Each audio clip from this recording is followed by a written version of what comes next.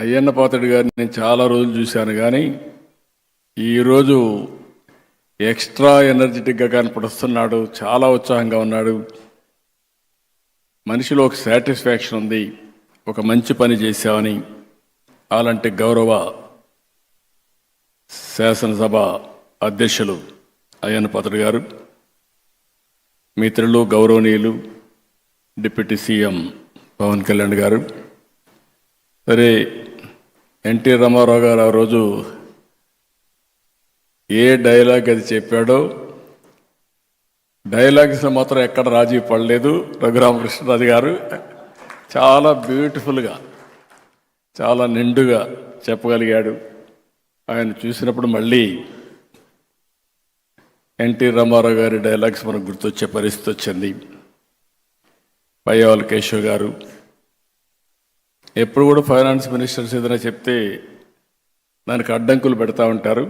అందుకే అయ్యన్న పాత్రుడు గారు చెప్పారు, అడ్డంకులు పెట్టకుండా డబ్బులు ఇచ్చారని. వారిని కూడా మనస్ఫూర్తిగా అభినందిస్తూ, ఇంతవరకు నా జీవితంలో చాలా ఈవెంట్ చూశాను, కానీ 45 సంవత్సరాలుగా చాలా కార్యక్రమాలు చేశాం. మన నాయకుడు ఎన్టీ రామారావు గారు ఉన్నప్పుడు చేశాం, అంత మునుపు చేశాం, నేను ముఖ్యమంత్రిగా చేశాను. ఈరోజు మీ టాలెంట్ చూసిన తర్వాత ఎక్స్ట్రాడినరీ పర్ఫార్మెన్స్ నా జీవితంలో ఎప్పుడూ చూడలేదు. మీకు ఇన్ని టాలెంట్స్ నాకే అర్థం కాలేదు. Mind boggling. పవన్ కళ్యాణ్ గారు కూడా ఆయన సినిమాలు ఎంటర్టైన్మెంట్, కానీ ఆయన సినిమాల్లో కూడా ఆయన ఇంత ఎంటర్టైన్మెంట్ వచ్చి ఉండదు. ఈరోజు అదుర్స్ మామూలు కాదు. అది చూసినప్పుడు ఎమ్మెల్యే ఎట్లా యాక్ట్ చేయాలనో పర్ఫెక్ట్గా సూట్ అయ్యాడు ఆంజనేయులు గారు. సరే, మా విష్ణుకుమార్ రాజు గారు యాజ్ యూజువల్ మీరు ఎప్పుడు ప్రమోట్ చేస్తారో నాకు తెలియదు.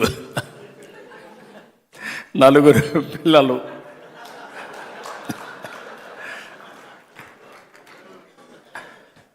అంటే వినోదం ఒక సందేశం, ఒక సీరియస్ విషయం ఇది. ఆ సీరియస్ విషయం కూడా ప్రజలకు అర్థమయ్యేట్టుగా మీరు చెప్పగలిగారంటే ఎక్సలెంట్ పర్ఫార్మెన్స్. ఎమ్మెల్యే దగ్గరికి వచ్చినప్పుడు మా రవికుమార్ బ్రహ్మారెడ్డి చూస్తే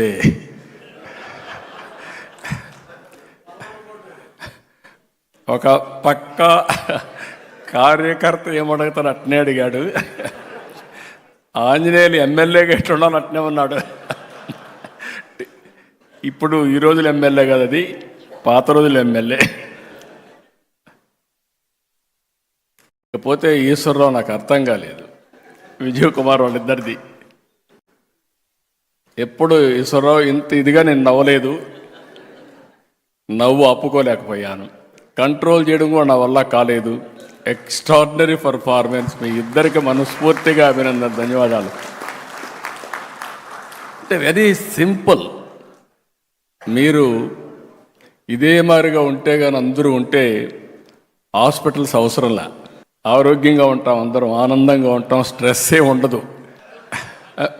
మా సత్యకుమార్కి పనే ఉండదు, హాస్పిటల్లో మందులే అవసరం లేదు, ఆ డబ్బులు కూడా వినోదం కోసం ఖర్చు పెడతాడు. అందుకే అడుగుతున్న పయ్యావుల కేశవ్ గారిని, అవసరమైతే హెల్త్ బడ్జెట్ కట్ చేసి ఎంటర్టైన్మెంట్ బడ్జెట్ పెంచండి. It is supplementation. అవసరమైతే కడవన్నీ బడ్జెట్లు కట్ చేసి స్పోర్ట్స్ బడ్జెట్ పెంచండి. ఆటోమేటిక్గా హెల్త్ అనేది, ఈరోజు మీరు చూస్తే బుచ్చయ్య చౌదరి గారిని చూశారు, పడ్డాడు కిందన, తల మీద గాయం ఉంది, కానీ రాజీ పళ్ళ, రక్తం చిందుతా ఉన్నా వేరే వాళ్ళకి స్ఫూర్తినివ్వాలని బ్రహ్మాండంగా పర్ఫార్మెన్స్ ఇచ్చారు. మిమ్మల్ని ఆ వీడియో చూస్తే మాకే అర్థం కాల, మీరు ఒలింపిక్ గేమ్స్ పోతున్నారా ప్రాక్టీస్, నాకే అర్థం కాని పరిస్థితి ఉంది. అంటే మీరు ఆడిన విధానం, మీరు చూపించిన చొరవ, ఆ స్ఫూర్తి అన్నింటికంటే రాష్ట్రంలో క్రీడా స్ఫూర్తిని మీరు రగిలించే పరిస్థితికి వచ్చారు. ఒక మాటలో చెప్పాలంటే నేను గద్దె రామ్మోహన్ రావును చూశాను, అన్ని ప్రైజులు ఆయనే కొట్టేశాడు. ఇక్కడ కూడా తెల్లవారితో నిద్రలేసి పాదయాత్ర వాకింగ్ చేస్తూ ఉంటాడు. అది ఇక్కడ రిఫ్లెక్ట్ అయ్యింది. అదే మరి మహిళలు అయితే అందరూ కూడా పోటీ పడ్డారు. కొద్దిగా ఎంటర్టైన్మెంట్లోనే తక్కువగా ఉన్నారు. స్పోర్ట్స్లో పర్ఫెక్ట్, కానీ ఎంటర్టైన్మెంట్లో కూడా రావాలి మీరు. నెక్స్ట్ టైం నుంచి వస్తారు. అదే నెక్స్ట్ టైం నుంచి వస్తారు. ఇవన్నీ చూసిన తర్వాత నాకు ఒక స్ఫూర్తిదాయకంగా ఎమ్మెల్యేలు కానీ అసెంబ్లీ కానీ ఉండాల్సిన అవసరం ఉంది. మనం ఎప్పుడు మిత్రపక్షం లేకుంటే ప్రతిపక్షం లేకపోతే అధికార పక్షం అనేది ప్రజా సమస్యలపైన పోరాడడం కోసం తప్ప వ్యక్తిగత విభేదాలు లేవు. మేము చూసేవాళ్ళం, హోరాహోరీగా పోరాడేవాళ్ళం. బయట వస్తే పక్కనే లాబీకి వస్తానే ఆప్యాయంగా పలకరించుకునేవాళ్ళం. అది పాలిటిక్స్. ఒక మాటలో చెప్పాలంటే మన రాష్ట్రంలో రాజకీయాలు కలుషితం అయిపోయినాయి. ఏదో బద్ధ శత్రువులుగా. ఓసారి నేను చూశాను, మర్రి చెన్నారెడ్డి గారు ముఖ్యమంత్రి, నేను ప్రతిపక్షంలో ఉన్నాను. నేను ఎమోషన్లో బల్లగుద్దాను అసర్టివ్గా చెప్పడానికి. ఇమీడియట్గా ఆయన కోపం వచ్చింది. చాలా ఎగోయిస్టిక్గా ఉంటాడు ఆయన. కోపం వచ్చింది. కోపం వచ్చి ఏమిటి ఏమనుకుంటున్నావు, బల్లగొత్తావను అన్నాడు. నేను కూడా అదే స్పిరిట్లో 10 సార్లు గుద్దుతాను, ఏం చేస్తారన్న. గమ్మను కూర్చున్నాడు. That is the sportive man. ఒక స్ఫూర్తిదాయకమైన అపోజిషన్ ఉన్నప్పుడు అదే మాదిరిగా తిరిగి రిప్లైలో పర్ఫెక్ట్గా సమాధానం చెప్పేవాళ్ళం. ఒక వ్యక్తి ఎప్పుడైనా సరే పార్టిసిపేట్ చేసినప్పుడు, ఆర్గ్యుమెంట్ చేసినప్పుడు మీరు సమర్థవంతంగా దాన్ని తిప్పికొట్టడం కానీ, వాస్తవాలు చెప్పడం కానీ. ఈరోజు మనందరం ఒక విషయం గుర్తుపెట్టుకోవాల్సిన అవసరం ఉంది. అసెంబ్లీ అనేది ప్రతిపక్షాలకు జవాబుదారీతనం కాదు, ప్రజలకు జవాబుదారీతనం. ఆ విషయం మనందరం గుర్తుపెట్టుకోవాల్సిన అవసరం ఉంది. అసెంబ్లీలో మనం మాట్లాడే ప్రతి మాట రాష్ట్రం మొత్తం వెళ్తూ ఉంటుంది. మొన్నటి వరకు మీరు చూస్తే అసెంబ్లీ ప్రొసీడింగ్స్ వస్తే టీవీ కట్ చేసేవాళ్ళు, అంటే మన బూతులు వినలేక. ఈరోజు నేను గర్వంగా చెప్పగలుగుతున్నా, ఆ రోజు కౌరవ సభగా ఉండే అసెంబ్లీ ఈరోజు గౌరవ సభగా తయారైంది. ప్రజలు కూడా మనల్ని ఫాలో అయ్యే పరిస్థితికి వచ్చారు. ప్రజలకు కావాల్సిన సమస్యల పరిష్కారం, ఒక పాజిటివ్ మెసేజ్ కావాలి. బూతులు తిట్టుకుంటే మనకు ఆనందం కానీ, తిట్టిన వాడికి ఆనందం కానీ, ప్రజలకు కాదని చెప్పి కూడా నేను మీకు తెలియజేస్తున్నా. నిన్న మీరు చేశారు స్పోర్ట్స్ 3 రోజులు. మీరు ఇక్కడ స్పోర్ట్స్ ఆడిన విధానం మీరు చూస్తే రాంప్రసాద్ రెడ్డి కానీ స్పోర్ట్స్ డిపార్ట్మెంట్కి కానీ ఇంక ప్రమోషనే అవసరంలా. ప్రతి ఒక్క ఎమ్మెల్యే ఈ విధంగా ఆడుతున్నాడు అని అనుకుంటే మనలో అభిమానించే ప్రజలు కూడా స్పోర్ట్స్లో భాగస్వాములు అవుతారు. ప్రతి ఒక్కరు కూడా గుర్తుపెట్టుకోవాల్సిన అవసరం ఉంది. లైఫ్ లాంగ్ స్పోర్ట్స్ అనేది జీవితంలో ఒక మేజర్ కార్యక్రమంగా ఉండాలి. చిన్న పెద్ద అనే వ్యత్యాసం లేదు. ప్రతి ఒక్కరికి ఫిజికల్ యాక్టివిటీ ఇంపార్టెంట్. అలాంటి స్పోర్ట్స్ని మనం ఇక్కడే కాదు, పిల్లల్లోనే కాదు, అందరిలో ప్రమోట్ చేయాల్సిన అవసరం ఉంది. ఏది ఏమైనా ఈరోజు మాత్రం ఎప్పుడూ చూడనటువంటి బ్రహ్మాండమైనటువంటి కల్చరల్ ప్రోగ్రామ్స్ దగ్గర నుంచి, స్పోర్ట్స్ ప్రోగ్రామ్స్ దగ్గర నుంచి అసెంబ్లీ కూడా నేను చూశాను. ఎవరికి ఎవరు పోటీపడి చేసి మాట్లాడారు, సబ్జెక్ట్ పర్ఫెక్ట్గా చేశారు. ఒక మీనింగ్ఫుల్ అసెంబ్లీ జరిగింది. దానికి నేను గర్వపడుతున్నానని చెప్పి కూడా నేను మీకు తెలియజేస్తున్నా.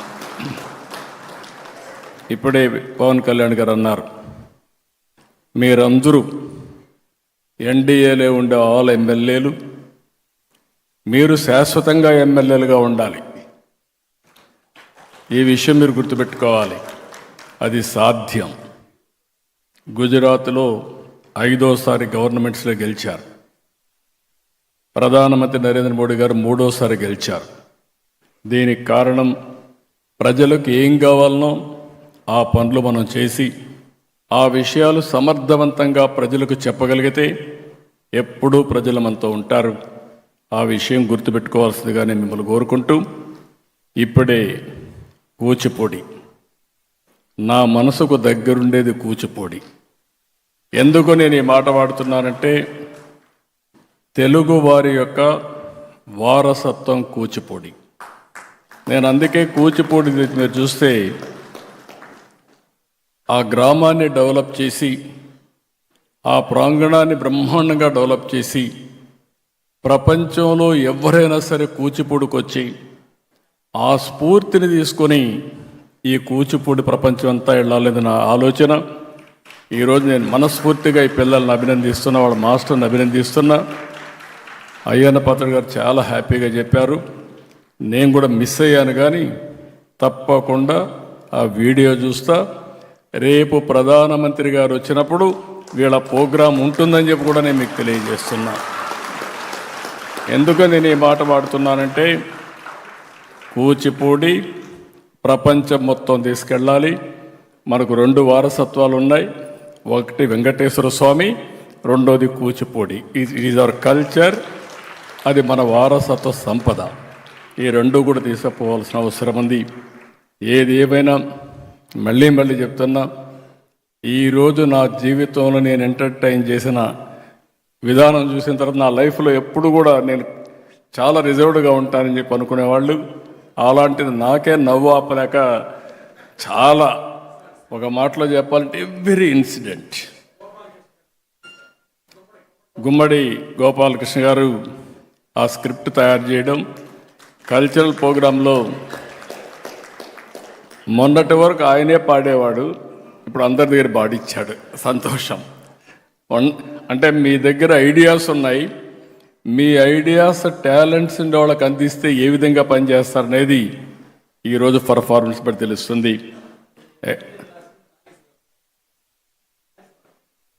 ఇంకొక పక్కన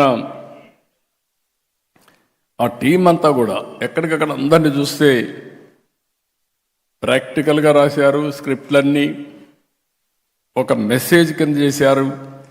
ఎన్డీఏ ప్రభుత్వం ఏదైతే అనుకుంటున్నామో దానికి అనుగుణంగా మీరు చెప్పగలిగారు. దీనికి మళ్ళీ అందరిని అభినందిస్తూ, ఒక మాటలో చెప్పాలంటే నెక్స్ట్ ఇయర్ కూడా పెట్టమంటున్నారు అయ్యన్న పాత్రుడు గారు. నెక్స్ట్ ఇయర్ కూడా పెడతాం.